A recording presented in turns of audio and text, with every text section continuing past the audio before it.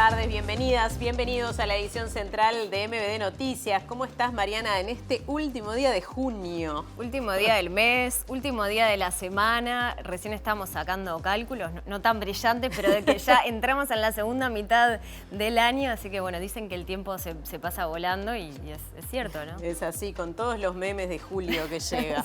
Sí. Diferentes julios. Tenemos acá.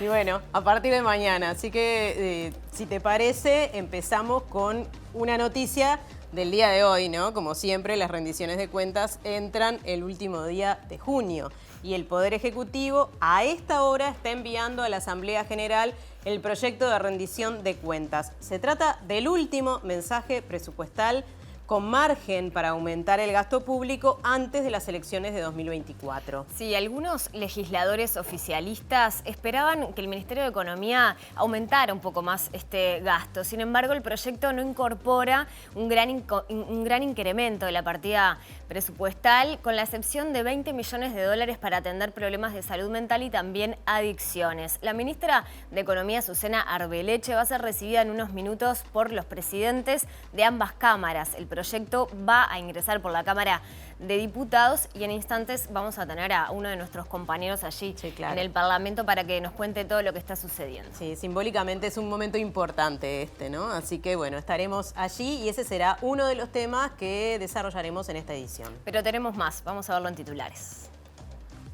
Una investigación administrativa del Ministerio del Interior determinó que Juan José Lacalle Pou, hermano del presidente, solicitaba favores a autoridades de identificación civil para agilitar trámites de cédula de identidad a diversas personas. La fiscal Sabrina Flores citará a un testigo clave en el caso Astesiano. Se trata de un inversor que estuvo vinculado a Vertical Skies y a otras empresas que se crearon para ganar licitaciones. Un tribunal de apelaciones negó el pedido de sobreseimiento del exdirector de URSEC, Nicolás Endoya, imputado en 2023 por 3 delitos de abuso de funciones.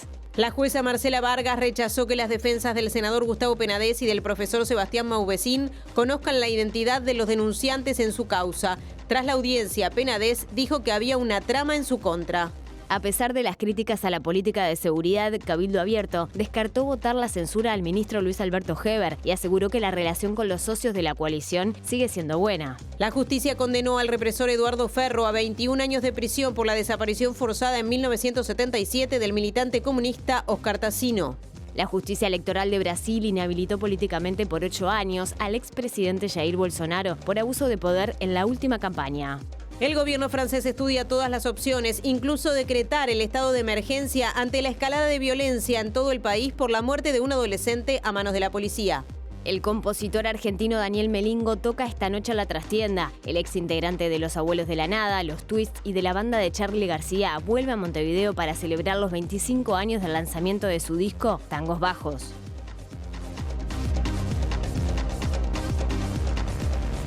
Gracias por acompañarnos, tanto por la pantalla de TV Ciudad como por Uniradio 107.7 FM y uniradio.edu.uy. Y como adelantamos, hay varios de nuestros compañeros haciendo coberturas en exteriores, Natalia. Sí, Mariana, es así. Tenemos a dos de nuestros compañeros en distintos puntos y vamos a empezar con Martín Duarte, que está allí en el Parlamento, esperando la llegada de la ministra de Economía con este proyecto de rendición de cuentas. Martín. Así es, compañeros. Natalia, Mariana, buenas noches. Hace minutos llegó una delegación de la ANEP, encabezado por Robert Silva, para dejar su planteo también a propósito de esta rendición. Fue recibido por la senadora Graciela Bianchi, que está ocupando la presidencia del Senado ante la ausencia de Argimón, y también del diputado Andújar, en este caso de la Cámara de Representantes. Lo que pudimos informarnos a propósito de este incremento de los 20 millones de dólares que ya habían sido anunciados en mayo y que se confirmó días atrás en conferencia de prensa por la ministra Arbeleche, concretamente para atender la salud mental y las adicciones, es que esos 20 millones estarían distribuidos en 6 millones para ACE, 6 millones de dólares para el Hospital de Clínicas, otros 6 para el MIDES y los 2 millones restantes para la Secretaría de Droga. Esto a nivel de fuentes del Ministerio, lo que se maneja estos 20 millones de dólares de la distribución. En un ratito estaremos con algunas repercusiones reacciones por parte también de la oposición, qué expectativas, porque de hecho, bueno, va a estar ingresando la ministra en algunos minutos primero para reunirse con la coalición y dejarle el planteo del proyecto de rendición de cuentas y posteriormente lo hará con la oposición, así que en algunos minutos volvemos por aquí. Bien, y ahora nos vamos con Macarena Vico, que está allí en el Galpón, una institución importante en la lucha contra la dictadura y por supuesto se une a estos actos de recuerdo de los 50 años. Macarena.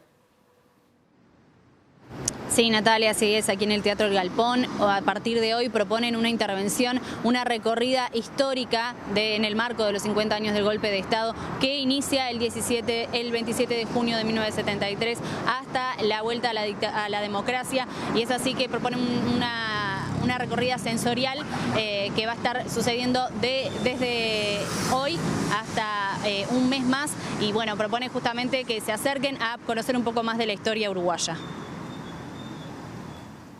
Gracias, Macarena. En minutos nos reencontramos. Como anunciamos en titulares, ayer hubo novedades del caso Penades y el propio senador habló. También habló la fiscal. ¿Por qué entiende que debe conocerlas? ¿Y a usted qué le parece cuando si usted fuera enjuiciada por alguien, no le parece que usted tendría que saber quién es el que lo enjuicia? La identidad de las víctimas está reservada en todas las normas. Estamos hablando de víctimas menores y mayores de edad, pero que fueron víctimas de la explotación sexual cuando eran menores de edad. Comenzamos con el desarrollo de la información. Les contamos que Juan José Lacalle Pou, hermano del presidente de la República, solicitaba favores a autoridades de la Dirección Nacional de Identificación Civil para adelantar trámites de cédula de identidad a diversas personas. Sí, este dato surge de la investigación administrativa iniciada por el Ministerio del Interior en el marco de la entrega del pasaporte al narcotraficante Sebastián Marcet.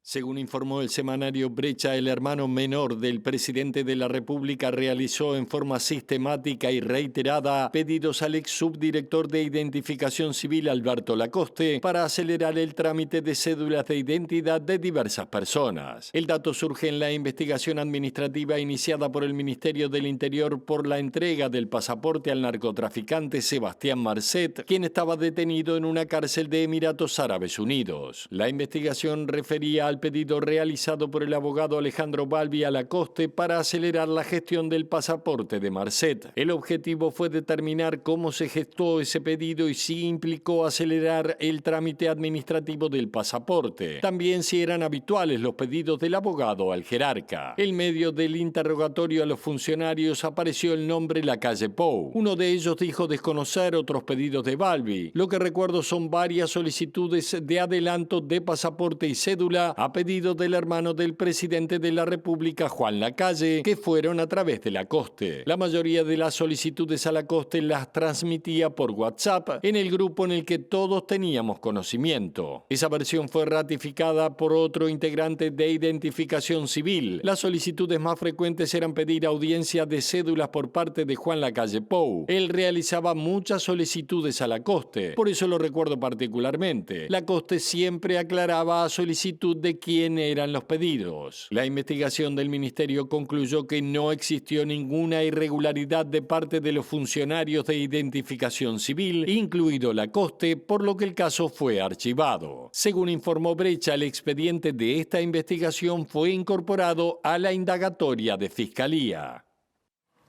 Cambiamos de asunto. La fiscal Sabrina Flores del caso Astesiano citó a declarar a un inversor de Maldonado vinculado a empresas creadas al inicio del gobierno para ganar licitaciones. El inversor reclamaba a Astesiano $170.000 que invirtió en varios negocios, entre ellos el armado de Vertical Skies, la empresa investigada por presunto espionaje a 2 senadores. La citación al empresario será en un mes, según publicó La Diaria. Se trata de Nelson Chorosucha, a quien Astesiano tenía agendado como Nelson Bitcoin. Según la publicación de La Diaria, el empresario tuvo denuncias por estafas piramidales millonarias y vive en Maldonado. Según aparece en el chat 188 al que accedió MB Noticias, el empresario le reclama a Astesiano que lo ayude a recuperar $170.000 que invirtió en negocios que ambos generaron, como el armado de Lunacar, subsidiaria de Vertical Skies, y Anago Cleaning Systems, empresas con sede en Estados Unidos que se crearon para ganar licitaciones del Estado. Según algunos de los audios, Chorosucha y Astesiano hablaban de algunos negocios pendientes, como el Lunacar, en el que el inversor puso $120.000 con el fin luego de ganar dinero con las licitaciones a promesa de Astesiano. Entre esos negocios aparece la licitación que ganó Vertical Skies en UTE por la compra del dron de $750.000. Estos son algunos de los diálogos que se daban entre ambos. Nelson, una pregunta. ¿Cuánto pusiste vos en total en plata para lo de Mario? Mandame detallado cuánto fue que pusiste en total para Vertical Sky. El único que te puede cobrar algo acá soy yo, después no vas a cobrarle a nadie. Vení para la torre nomás, que lo dejas en un sobre para Alejandro y ya está, me lo dan enseguida. Ahí te queda con nada. Me llamó Mario ahora, está Javier García ahora en un rato reunido con el presidente por el tema aviones tripulados. Tiene para cobrar 3 facturas Ministerio de Defensa, le voy a ayudar a cobrar esto, pero voy a ver cómo hago para cobrar con él. Igual le dije, tenés que darme algo de lo que cobremos, yo te saco todos los pagos, pero tenés que darme algo. Estoy arreglándole una carta de pago que tiene de UTE, son $750.000. Yo le dije, a mí me das la carta de pago y yo te consigo, hay que mandar 300 y después 300 y quedan 150 de ganancia. 300 a 3 meses, que es cuando hacen el aparato este para UTE, y los otros 300 está a 15 o 20 días. Porque eso no va a pasar. La tuya y la mía está. Bueno, amigo, pero tranqui. ¿Sabés algo del tema de los aviones? ¿Y del tema de Wilfred? Nosotros no tenemos que ver, nosotros hicimos negocio por todo lo que es el porcentaje de venta de lo que tenga la empresa. Tanto como Vertical Sky y Lunacar. Bien, cambiamos de tema. Un tribunal de apelaciones negó el pedido de sobreseimiento al exdirector de la Unidad Reguladora de Servicios de Comunicaciones, Nicolás Sendoya, según informó El Observador. Sendoya fue imputado en 2022 por 3 delitos de abuso de funciones. Su defensa había pedido la absolución, que fue negada por el juez Fernando Islas. Luego apeló la decisión que finalmente fue ratificada por este tribunal de apelaciones. La resolución consignada por El Observador sostiene que hay evidencia sobre los hechos que se le imputan a Sendoya: la destrucción de documentación de la URSEC, el procedimiento por el que se habilitó el funcionamiento de la radio Palmitas de Soriano y el otorgamiento de una radio comunitaria en Salto que operó con una potencia mayor a la habilitada. Y ahora volvemos al caso Penades, que está siendo investigado por presuntos delitos sexuales a menores, porque la jueza Marcela Vargas resolvió que las defensas, tanto de Gustavo Penades como de Sebastián Mauvecín, no podrán conocer la identidad de quienes los denunciaron. Este había sido el pedido de la fiscal Alicia Gione para cuidar la investigación. La decisión fue apelada, pero eso no implica que se suspenda el proceso investigativo. En la audiencia que comenzó en la jornada de ayer sobre las 14:30 y finalizó 5 horas después, la jueza no dio lugar a los recursos presentados por los doctores Javier Vega y Juan Carlos Fernández Lechini, abogados de los imputados. En los escritos ambos plantearon conocer la identidad de las víctimas que denunciaron porque consideraban que se estaba cercenando su derecho. La decisión de Vargas fue apelada por las defensas y ahora el Tribunal de Apelaciones tiene 20 días para pronunciarse. Igualmente, la justicia avanzará en el caso ya que no tiene efectos suspensivos. La idea es que se comiencen con las declaraciones anticipadas claves en este tipo de delitos de explotación sexual a menores. La próxima semana comienza la feria judicial que se extenderá por 2 semanas. Pero obviamente la forma no corresponde porque la forma está establecida no solo en el Código de Procedimiento Penal, en la Ley de Género, en la Ley de Trata, también se relaciona y ellos también lo mencionaron todo el tiempo, el tema de la identidad de las víctimas, que sé que preocupa y que siempre se habla de ello. También la identidad de las víctimas está reservada en todas las normas. Estamos hablando de víctimas menores y mayores de edad, pero que fueron víctimas de la explotación sexual cuando eran menores de edad. ¿Atrasaría el proceso la apelación? Es sin efecto suspensivo. Si bien la idea es esperar a que vuelva del Tribunal de Apelaciones para no revictimizar a las víctimas. Y tras la audiencia, el senador Gustavo Penades hizo declaraciones a la prensa. Sí, dijo que es inocente y que la denuncia es parte de una trama en su contra.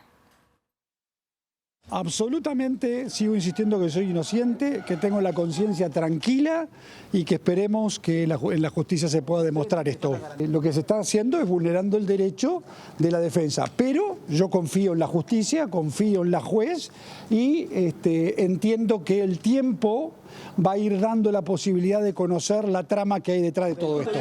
¿Qué trama? ¿Cómo? ¿Por qué entiende que debe conocerla? ¿Y a usted qué le parece cuando si usted fuera enjuiciada por alguien, no le parece que usted tendría que saber quién es el que lo enjuicia? El docente Sebastián Mauvecin, investigado como presunto nexo entre Penades y los menores de edad, dijo que las acusaciones son falsas y que se siente desprotegido como ciudadano. Y nada de lo que se me acusa, nada de lo que se me está acusando es totalmente falso. Y lo voy a demostrar en la justicia. ¿Bien? No, que claro, que todo lo que se me está acusando, todo lo que se está diciendo es falso. Y lo voy a demostrar en la justicia. Las capturas de chat, por ejemplo. Falso, los chats son falsos y ya se está demostrando. Nunca tuve Instagram. Se me está haciendo un daño personal, familiar, que no tiene prácticamente límites. Hasta he perdido mi trabajo por esta cuestión. ¿Fue injusto eso? Pero, ¿Usted tiene pruebas para defenderse? Por supuesto que tengo pruebas y la voy a demostrar. Bueno, y pasamos a otro asunto. Cabildo Abierto descartó votar la censura al ministro del Interior, Luis Alberto Heber, y sostiene que pese a las diferencias puntuales en el ámbito legislativo, la coalición de gobierno está firme. El diputado cabildante Martín Sodano insistió en que su partido busca que se cumpla el compromiso por el país y que la relación con sus socios de la coalición se mantiene en buenos términos. No hemos hablado como partido del tema de la censura. Como lo digo, si nosotros quisiéramos haber censurado al ministro en primera instancia, hubiéramos presentado una moción de censura y no lo hicimos. Nosotros lo que nos hicimos fue respaldar totalmente y absolutamente como se pretendía la gestión del ministro, pero tampoco censuramos al ministro. Nosotros hablamos de dos ítems puntuales. Hablábamos de los puntos que faltan cumplir en el compromiso país y el tema de las políticas en el sistema penitenciario, de que nos sigue preocupando y seguimos estando en alerta con la situación del mismo. El cabildante contestó al presidente de la Cámara de Representantes, Sebastián Andújar, quien sostuvo que les faltó coraje para retirar la moción crítica del ministro. Cabildo Abierto presentó una moción, la votó. Un diputado del Partido Nacional pidió que se reconsiderara la votación. Votamos que se reconsidere porque pensamos que se iban a sumar a la propuesta de Cabildo. Y era para que nosotros nos retractáramos. No, se votó nuevamente, toda la votación se hizo nuevamente y Cabildo rectificó su votación. Nosotros, coraje no nos faltó para nada, nosotros no estamos acá por quién tiene más coraje o menos coraje, estamos por lógica y por gobernanza y la responsabilidad que tenemos que cumplir ante la ciudadanía y creemos que lo que estamos haciendo correctamente. Cabildo Abierto coordinará con sus socios de la coalición el tratamiento de la rendición de cuentas que ingresa hoy al Parlamento. Bueno, y como decíamos en la portada, está llegando a la Asamblea General en estos momentos el proyecto de rendición de cuentas enviado por el Poder Ejecutivo. Según los anuncios del presidente, establecerá un incremento de $20 millones para atender la salud mental y adicciones. El proyecto, si bien está ingresando al Parlamento, se va a empezar a discutir el próximo martes en la Cámara de Diputados, que va a tener unos 45 días para aprobarlo. El presidente de la Cámara Baja, el nacionalista Sebastián Andújar, dijo que las diferencias con Cabildo Abierto no van a afectar el tratamiento de este proyecto. Supuestamente es el último día, va a tener que llegar y el martes en la primera sesión de diputados ingresará a diputados para su posterior tratamiento, que son 45 días a partir de esa fecha. ¿Es el mejor clima para empezar a tratar la última rendición del periodo que puede aumentar el gasto? Pero no hay, no hay que buscar asuntos complejos, porque nosotros estamos acostumbrados a esto. Reitero, algunos optamos por construir los consensos y entendemos que el país espera de nosotros mucho más y tomamos ese camino, en tratar de devolverle a la gente o brindarle a la gente la calidad de vida que se merece. Otros entenderán que la actividad política se maneja de otra forma.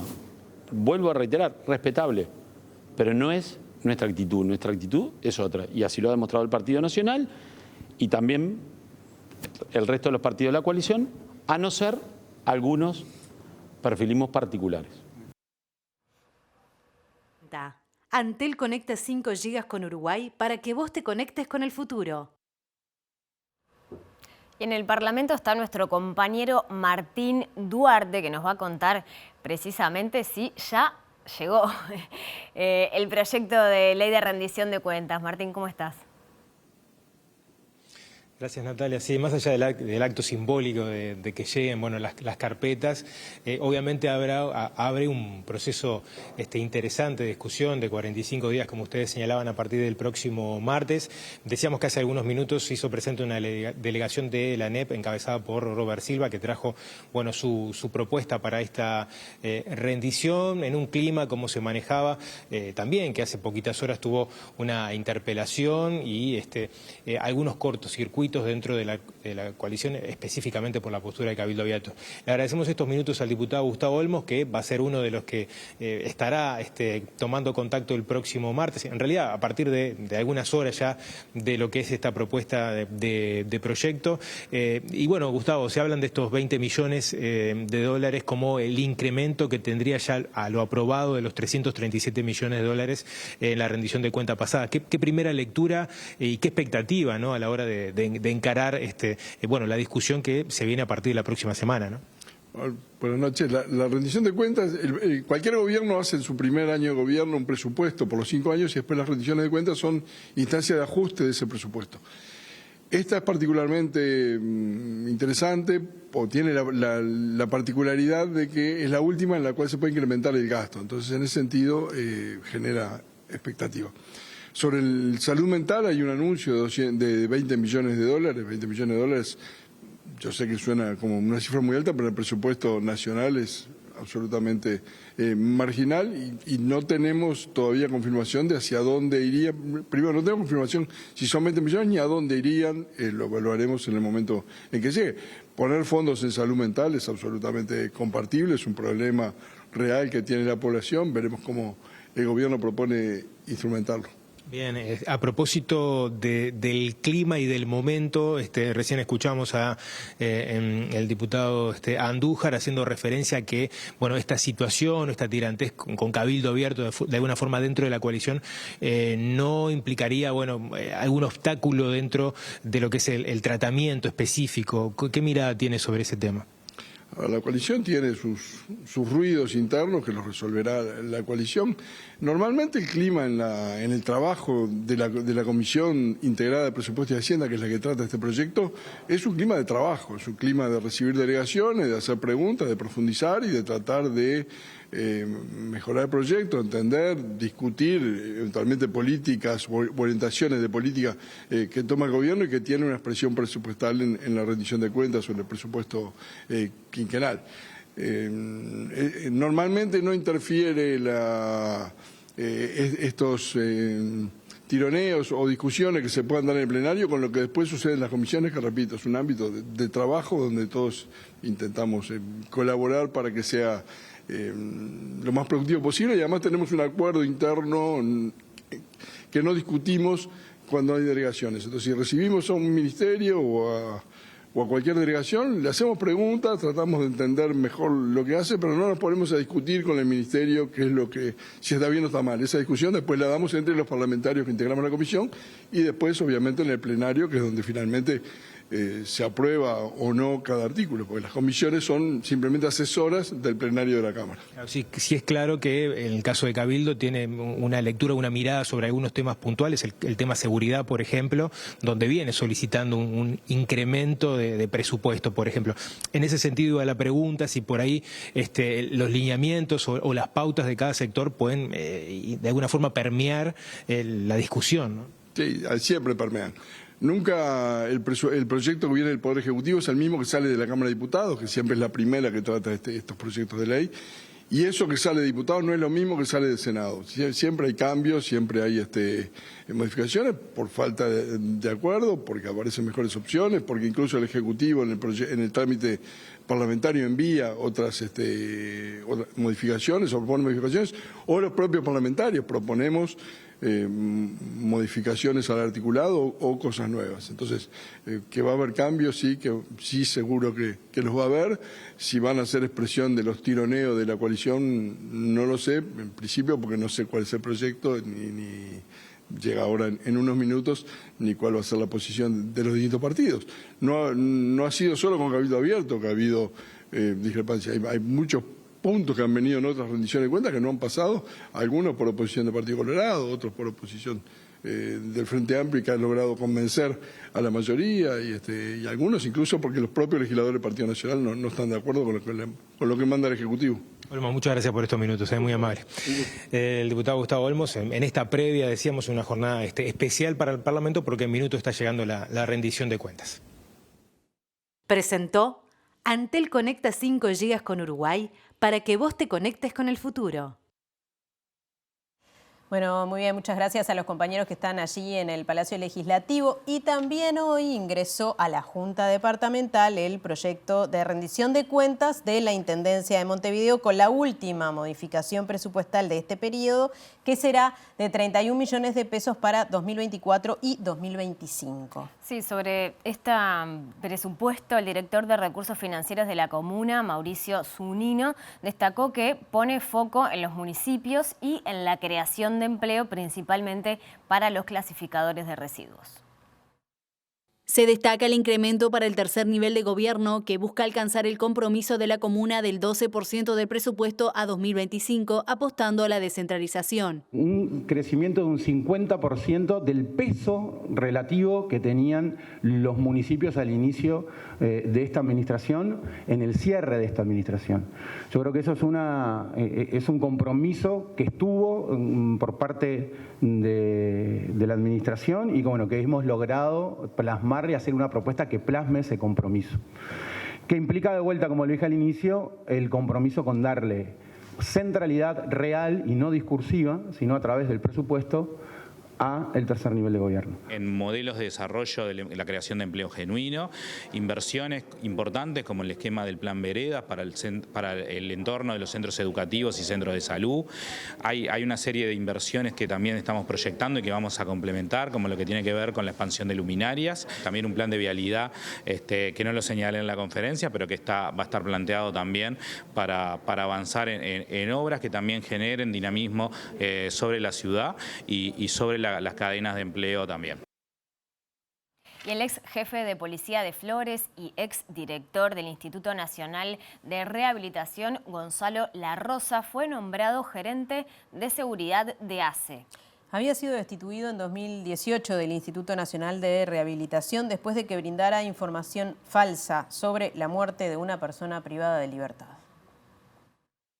La Rosa también había renunciado el 22 de marzo a la jefatura de policía de Flores tras admitir que cuando fue director del INR entre 2017 y 2018 accedía a pedidos de traslados de internos por la diputada Susana Pereira. En ese momento el ministerio aceptó su renuncia a fin de no interferir en una investigación administrativa que se encuentra en curso en el ministerio vinculada a chats que el entonces director del INR recibió entre marzo de 2017 y noviembre de 2018 por parte de personas ajenas a esta Secretaría de Estado. También se supo que La Rosa fue quien emitió una resolución para que el narco mexicano Gerardo González Valencia estuviera recluido en la sede de la Guardia Republicana. En 2018 fue destituido como director del INR tras aportar información falsa sobre la muerte de un interno, al decir que murió en una riña entre reclusos pero había sido asesinado por un policía. Ahora el ministerio le dio un cargo nuevo, según publicó La Diaria. La resolución señala que esto es parte de un acuerdo de cooperación interinstitucional entre el Ministerio del Interior y la Administración de los Servicios de Salud del Estado, ACE. El cargo para La Rosa es de gerente de seguridad de ACE, que dependerá de la Dirección General de Secretaría del Ministerio del Interior. Otro asunto, Juan Manuel Cordero, condenado por múltiples crímenes cometidos en el marco del Plan Cóndor, se casó con un poder en el registro civil en nuestro país. Sí, Cordero está cumpliendo prisión domiciliaria en Argentina. Cordero, de 84 años, se casó a través de un poder con Sueli Monteiro Martins, una mujer de 76 años nacida en Brasil. Antes de ser extraditado a Argentina, Cordero vivió varios años en Brasil. Cordero estuvo desde 2010 con prisión domiciliaria en Argentina, algo que luego se revocó en 2015 por un tribunal. En 2016 fue condenado a 25 años de prisión y se rechazó el recurso de casación presentado. Desde hace unos años Uruguay solicita su extradición, algo que ha sido negado. Uruguay, a través de la Fiscalía Especializada en Crímenes de Lesa Humanidad, busca que Cordero responda en el marco de una investigación sobre abusos sexuales y torturas a 28 mujeres en centros clandestinos durante la dictadura. También por el secuestro de los hermanos Anatole y Victoria Julien, hijos de los desaparecidos Victoria Grisonas y Roger Julien. Cordero fue condenado a 25 años de prisión por el delito de privación ilegítima de libertad cometida por funcionario público con abuso de sus funciones o sin las formalidades prescriptas por la ley, reiterado en 11 oportunidades. Les contamos que luego de diversos cuestionamientos, la empresa portuaria Catunasi va a postergar la suba de tarifas que había anunciado. La firma belga principal, accionista de la terminal Cuenca del Plata, iba a incrementar las tarifas en un 24% a partir de julio. El aumento del 24,1% de las tarifas anunciado por Catunasi provocó la reacción de la Unión de Exportadores y la Cámara de Industrias, que rechazaron la medida. La suba también fue considerada excesiva por el ministro de Transporte y Obras Públicas, José Luis Falero, que se reunió con la empresa y pidió que suspenda la definición. En el encuentro, las partes definieron conformar un grupo de trabajo para estudiar la situación. La directora de la Administración Nacional de Puertos, ANP, por el Frente Amplio, reprochó que la terminal Cuenca del Plata haya decidido aumentar las tarifas de forma unilateral sin haber hecho una sola inversión, habiéndose beneficiado del monopolio y aumentado sus ganancias. Agregó que es la Administración Nacional de Puertos quien debe controlar y actuar sobre el motivo de lo que considera un abusivo aumento. La empresa había comunicado que la suba se basa en un informe de la consultora CPA Ferrere, donde se establece que la incidencia de la caída sostenida del tipo de cambio y el aumento de los costos en pesos medidos en dólares de la actividad portuaria generaron una situación que no es posible mantener. Catunasi integra Terminal Cuenca del Plata en asociación con el Estado. La empresa belga tiene un 80% de las acciones y Uruguay el 20%. Les contamos que la justicia condenó al represor Eduardo Ferro a 21 años de prisión por la desaparición forzada del militante comunista Óscar Tassino. Sí, Tassino fue detenido ilegalmente en junio de 1977. Ferro fue integrante del OCOA y tuvo una activa participación en el Centro Clandestino de Detención 300 Carlos, siendo uno de los hombres más relevantes del organigrama militar en dictadura. Tras permanecer casi 2 años prófugo de la justicia uruguaya, fue detenido y extraditado desde España y procesado por el homicidio de Tassino. En las últimas horas, la jueza Silvia Urioste dictó su condena por un delito de desaparición forzada. En la sentencia a la que accedió MBD Noticias, la jueza valoró el pedido dictado por la Corte Interamericana de Derechos Humanos sobre el caso Tassino. Según la jueza, a partir de este fallo, el Estado uruguayo está obligado a juzgar el crimen. De acuerdo al fallo, una vez detenido Tassino, permaneció bajo control de cuerpos represivos oficiales que impunemente practicaban la tortura, el asesinato y la desaparición forzada de personas, lo que representa por sí mismo una infracción al deber de prevención de violaciones a los derechos de la integridad personal y a la vida. La sentencia establece que la desaparición forzada implica la ejecución de los detenidos en secreto y sin fórmula de juicio, seguida del ocultamiento del cadáver con el objetivo de borrar toda huella material del crimen y de procurar la impunidad de quienes lo cometieron, lo que significa una brutal violación del derecho a la vida. Tassino tenía 40 años al momento de su desaparición, estaba casado y tenía 3 hijos, era militante sindical en UTE y del Partido Comunista. Hoy Julio María Sanguinetti, expresidente de la República, ganó la puja de la subasta de una medalla que perteneció a José Valle y Ordóñez. El precio final fue de $7.600. El expresidente Julio María Sanguinetti adquirió hoy en una subasta una medalla perteneciente a José Valle Ordóñez por el precio de $7.600. La medalla de bronce fue entregada a Valle Ordóñez en 1907 por haber concurrido como delegado a la Conferencia de la Paz de La Haya. Fue rematada por Zorrilla Subastas junto con otras pertenencias de Valle Ordóñez. 600, 7.600, 7.600. Suya. Gracias.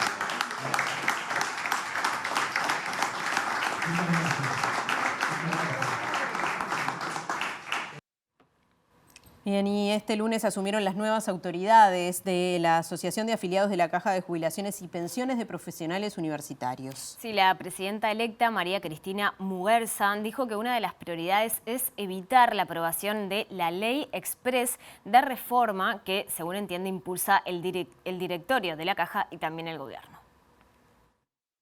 El 21 de junio fueron las elecciones en la Asociación de Afiliados a la Caja de Jubilaciones y Pensiones de Profesionales Universitarios luego de 20 meses de intervención del Ministerio de Educación y Cultura. La denuncia ante el Ministerio la había realizado la lista ahora ganadora por irregularidades en la pasada elección en junio de 2021. La lista que se impuso en las recientes elecciones, la número 1, sacó una diferencia de 278 votos, 477 frente a 199, con respecto a su competencia, la número 11. Actualmente, y tras una reforma de estatuto, la lista 1 obtuvo 7 de los 9 cargos en la directiva de la asociación. La intervención del MEC finalizó con la nueva asunción. La principal agenda de trabajo está vinculada a la inminente presentación de la Ley Express, que ya anunció el gobierno que impulsará para la reforma de la Caja. María Cristina Muguerza, la nueva presidenta de la asociación, dijo que esta ley tiene como principales herramientas la rebaja de las jubilaciones y el aumento de aportes de los actuales profesionales activos, lo que va a generar también la rebaja de las futuras jubilaciones. Señaló además que este proyecto lo redactó el directorio actual de la Caja, pero bajo las recomendaciones del Ejecutivo.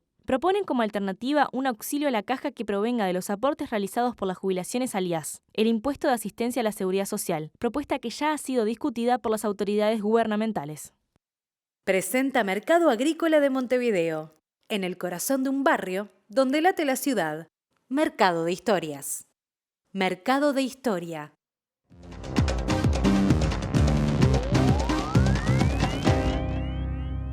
¿Qué tal? Buenas noches. Abrimos el capítulo internacional hablando de Brasil porque el Supremo Tribunal Electoral finalmente decidió inhabilitar al expresidente Jair Bolsonaro por 8 años. Esto equivale a 2 elecciones presidenciales por 5 votos a 2 en 7 jueces que tuvieron que decidir a lo largo de toda esta semana, como lo hemos venido informando. Finalmente esta sanción a Jair Bolsonaro. ¿Por qué? Por abuso de funciones y también por desprestigiar el sistema electoral brasileño. Recordemos aquella reunión que mantuvo el expresidente previo a las elecciones que ganó Lula da Silva con los representantes extranjeros para justificar las razones por las cuales sospechaba de las urnas electrónicas y quería que los militares hicieran un conteo paralelo en papel. Por otra parte, eso fue transmitido a través de los medios públicos y de las propias redes sociales del expresidente brasileño, que dijo que va a apelar. La Suprema Corte puede tener la última palabra, pero en cualquier caso dijo que se trató de una puñalada por la espalda. Julgou parcialmente procedente o pedido para condenar o primeiro investigado, Jair Messias Bolsonaro, pela prática de abuso de poder político e pelo uso indevido de meios de comunicação nas eleições de 2022. El dictamen del Supremo Tribunal Federal termina con las intenciones de Bolsonaro de presentarse a las elecciones presidenciales del 2026. Y si bien el exmandatario podrá apelar ante la Corte Suprema, también se enfrenta a otros casos, incluidas investigaciones penales. Bolsonaro está acusado de abuso de poder luego de que, según las autoridades, creara un movimiento nacional para anular el resultado de las elecciones presidenciales que ganó Lula da Silva y, según la investigación, sus acciones desencadenaron el ataque de cientos de sus seguidores a las 3 sedes del poder en Brasil, en la capital, el Congreso, la Presidencia y el Tribunal Supremo. Marlon Reis, experto en derecho electoral que ayudó a redactar las disposiciones que inhabilitan a Bolsonaro, sostuvo que el exmandatario abusó de las facultades de su cargo al convocar la reunión con representantes extranjeros, uso personal y edificios del gobierno con un objetivo electoral y mezcló los intereses del país con los de su campaña. Tras conocer este viernes la posición de los jueces, el ex jefe de Estado señaló que se trata de una puñalada por la espalda, pero también indicó que no es el fin de la política de derecha en Brasil y que seguirá trabajando. En reiteradas ocasiones, el exmandatario ha rechazado las acusaciones de actuar incorrectamente y atribuyó las mismas a una cacería de brujas destinada a permitir que la izquierda de Brasil luche sin oposición en las elecciones del 2026, comicios a los que esperaba presentarse. La situación en Francia sigue siendo de caos y violencia y el gobierno está estudiando la posibilidad de decretar eventualmente el estado de excepción. Ha desplegado 45.000 gendarmes a lo largo de todo el país porque los incidentes no solamente se están dando en París, sino en las principales ciudades, Toulouse, Lyon, Lille, algunas de las cuales han vivido hechos similares a los de la periferia de París, particularmente en Nanterre, el suburbio donde se dio la muerte de un joven de 17 años. Naturalmente que detrás de todo esto subyacen otros temas que van un poco más allá del incidente en sí. El presidente francés Emmanuel Macron tuvo que abandonar una cumbre que estaba manteniendo en Bélgica, volver a su país, crear un comité de crisis para analizar esta situación que se le ha ido de las manos y no se sabe dónde puede terminar. El gobierno francés desplegará 45.000 policías y gendarmes en todo el país, según anunció este viernes el ministro del Interior de Francia, Gérald Darmanin, mientras el país se prepara para más violencia en las calles, tras el asesinato de un joven de 17 años a manos de un oficial de policía a principios de esta semana. Por su parte, la primera ministra francesa, Elisabeth Borne, dijo que también se movilizarán blindados de la Gendarmería, un cuerpo militar que cumple funciones de seguridad pública para contener los disturbios que sacuden al país desde hace 3 noches, y anunció la anulación de los grandes eventos que necesiten la movilización de efectivos de seguridad o que representen un riesgo para el orden público, medidas adoptadas horas antes durante una reunión de crisis. Al término de ese encuentro, el presidente francés Emmanuel Macron anunció el despliegue de más policías para frenar la violencia en las calles de ciudades como París, Marsella, Lyon, Toulouse y Lille, a la vez que pidió a los padres de los jóvenes que están en las calles que por favor permanezcan en sus casas. Al menos 875 personas, en su mayoría jóvenes de entre 14 y 18 años, han sido detenidas en la tercera noche consecutiva de disturbios, con escenas de caos y saqueos que han dejado hasta el momento 300 policías heridos, 492 edificios públicos vandalizados y más de 2.000 vehículos incendiados. Presentó Mercado Agrícola de Montevideo, en el corazón de un barrio donde late la ciudad. Mercado de Historias. Mercado de Historia.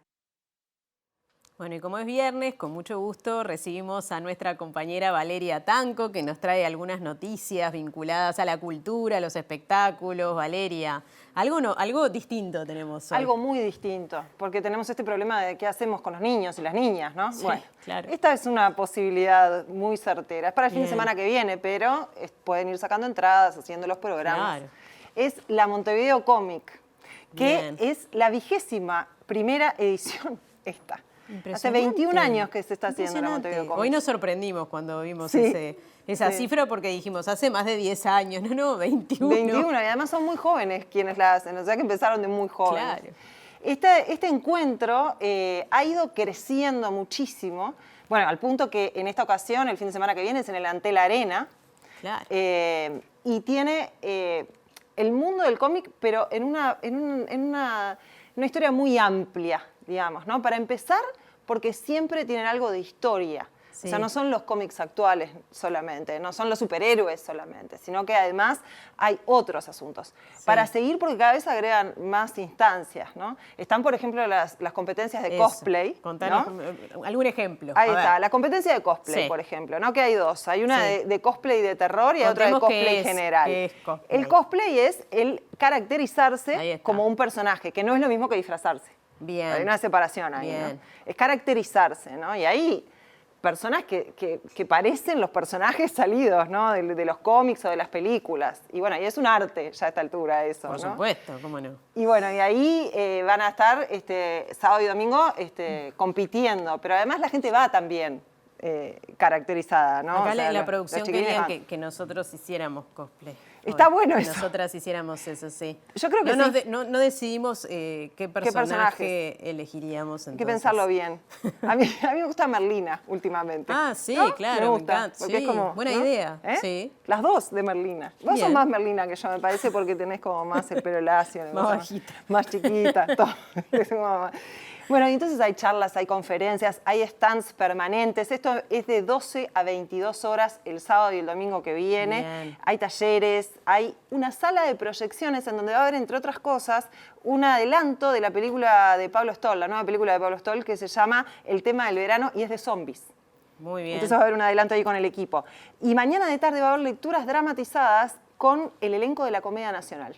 dos lecturas. Una de la novela gráfica Artigas, El patriota sin patria, que está dirigida, esa lectura, por el propio Gonzalo Yaravide, el autor de la novela gráfica. Sí. Y la otra, una lectura de La guerra de los mundos, de H.G. Wells, dirigida por Margarita Musto. Así que hay de todo. Hay de todo para todas las edades. Bien, es realmente un muy buen plan. Sí, totalmente. No solo para niñas y niños. Además, no, para todas las edades. Todas las edades, porque además, por ejemplo, todos los años lo que hacen ellos en Montevideo Comics es a los primeros 1.200 por día, digamos, 1.200 cada día, les dan un libro de una edición propia, ¿no? De la propia Montevideo Comics, de ese año. Y este año es muy especial porque es de Pelo Duro. Es de dos álbumes que se encontraron de 1934, que estaban perdidos, y la gente de Montevideo Comics los volvió a editar y a imprimir. Así que pueden además llegar a recibir este regalo precioso. Y si no, también visitar el stand de Pelo Duro. Bien. ¿Y hablaste con alguno de los organizadores? Si te parece, Matías Castro hace una invitación a todos a ir allí, porque en realidad, como dijimos, no es solo para los amantes del cómic. Por supuesto, vamos a escucharlo y a verlo.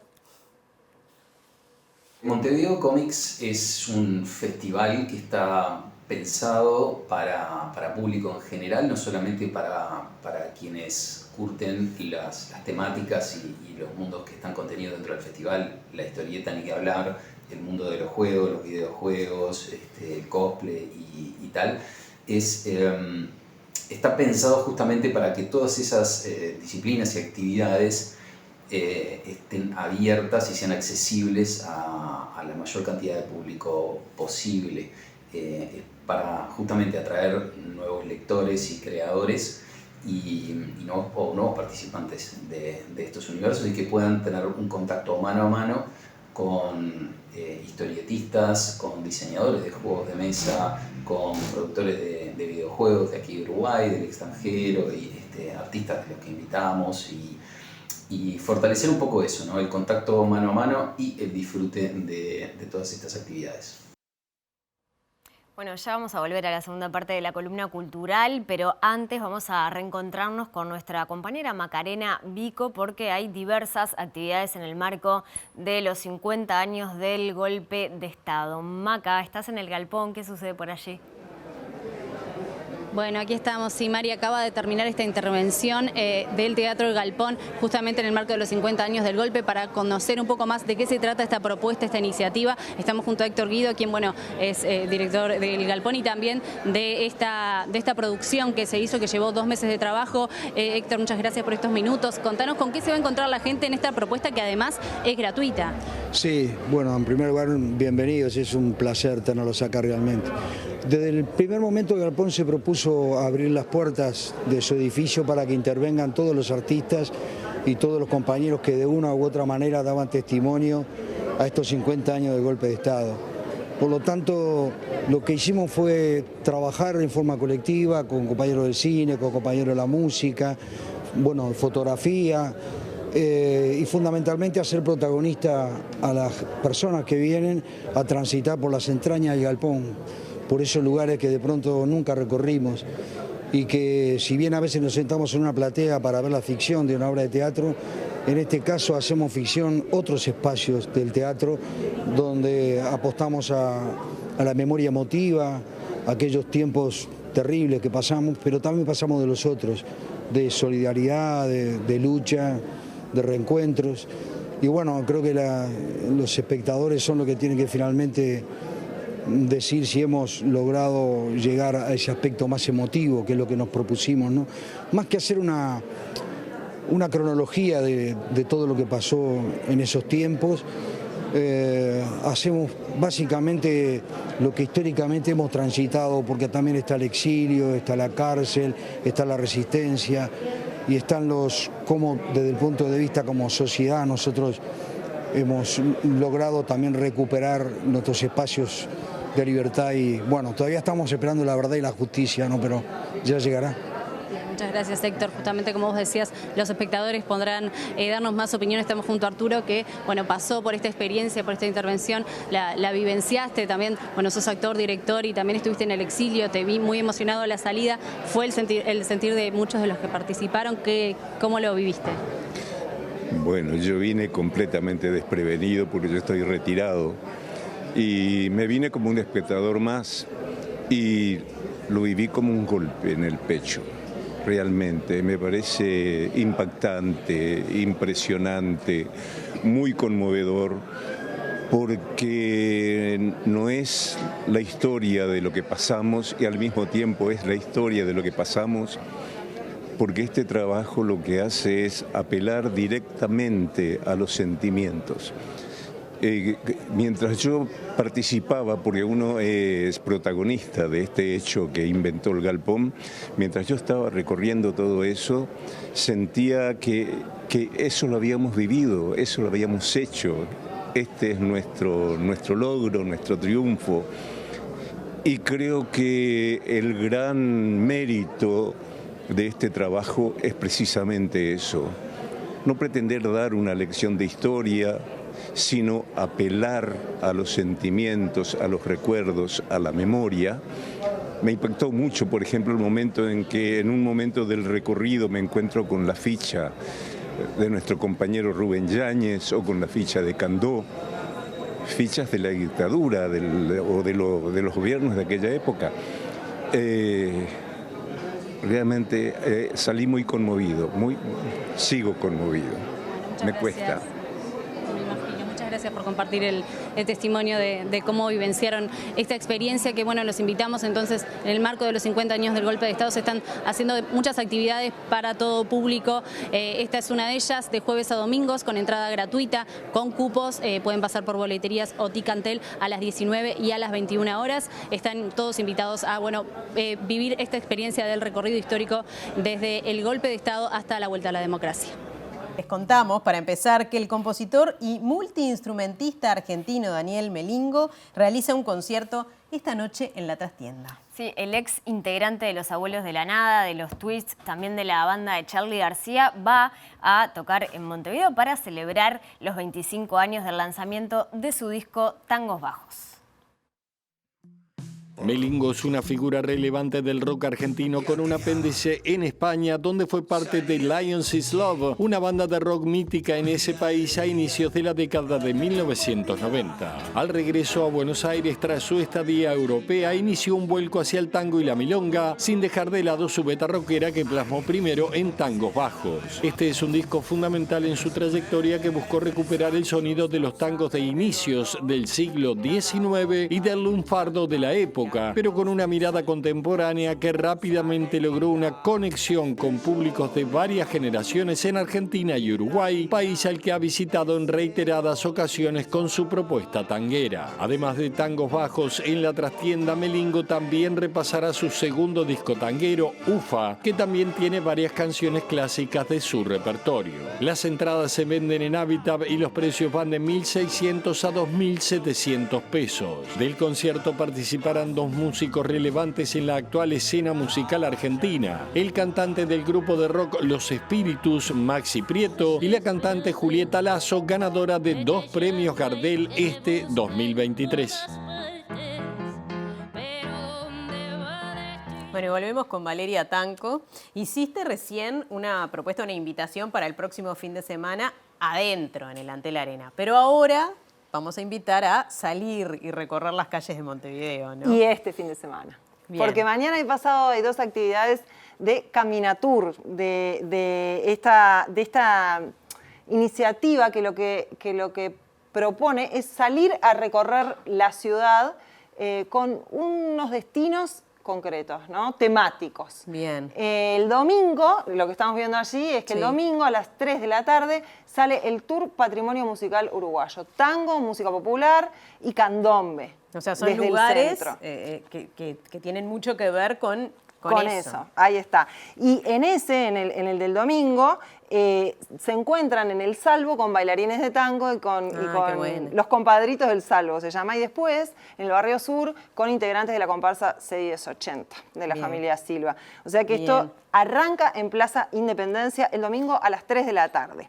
Pueden ir directamente para ahí. La entrada, o sea, el participar en este tour sale 500 pesos. Muy bien. Y después, mañana, vieron que Montevideo es ciudad creativa literaria UNESCO. Y está buenísimo ver el mapa que hay en la web de la Intendencia de Montevideo al respecto, digamos, ¿no? Uno busca Montevideo Literaria y se encuentra con un mapa que tiene todo mapeado, valga la redundancia, en la ciudad de Montevideo, los lugares que tienen que ver con nuestros hitos literarios. Perfecto. Y bueno, y la propuesta de este tour es Montevideo Literaria. Hay un recorrido por el centro de 16 cuadras que sale desde la explanada del Teatro Solís. Muy bien. Esto es mañana. Y hablamos con el encargado, digamos, de estos tours, quien tuvo esta idea, que es Sebastián Magallanes de Trip Uruguay. Muy bien, creo que va a estar, el tiempo va a acompañar. ¿Sí? Después vamos a repasar el pronóstico, pero ya que no llueve, podemos salir a hacer estos paseos. Trip Uruguay propone una serie de recorridos en torno al patrimonio inmaterial uruguayo y bueno, Montevideo es una ciudad sumamente propicia para ello porque es un territorio donde habitan, por ejemplo, dos patrimonios inmateriales de la humanidad como son el tango y el candombe, y además Montevideo también es ciudad literaria, y empecé a hacer estos recorridos, bueno, justamente viendo esta característica de la ciudad y para poner en valor y subrayar y orientar la mirada de los visitantes en torno a estas cuestiones, ¿no? De inmateriales que por un lado son un desafío, pero por otro lado hallo que son uno de los mayores valores de nuestra ciudad, si bien tiene un rico patrimonio arquitectónico y otros tipos de patrimonio material, pero eso, de poner en evidencia y sacar a relucir los valores inmateriales es un desafío, requiere mucha investigación, creatividad y es un tipo de recorridos que a mí me encanta realizarlos, me encanta compartir y pila veces también me nutro de las observaciones e interpretaciones de los visitantes. Bueno, lo prometido, repasamos los datos del tiempo, a ver cómo va a estar para hacer estos recorridos que nos hizo, de estas sugerencias que nos hizo Valeria. Así es, lo primero que tenemos que decir es que no hay probabilidades de lluvias y que para los próximos días, los tres, sábado, domingo y lunes, los que vemos, tenemos algo nuboso, a ratos sol y a ratos nubes. Bien, mañana sábado 1 de julio una mínima de 3 grados y una máxima de 17. El domingo 6 grados la mínima y 18 la máxima. Y el lunes 10, la mínima 20, la máxima. Sube bastante la temperatura y hay sol, así que da mucho para pasear.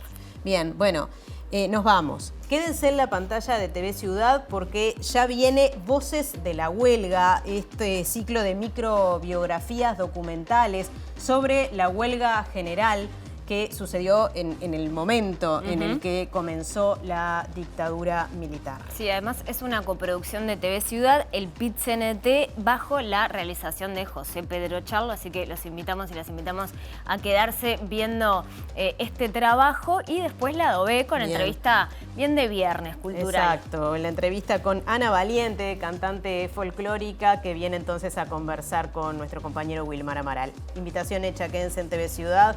Elijan alguna de las propuestas de Valeria Tanco y nos reencontramos el lunes. Claro que sí, buen fin de semana.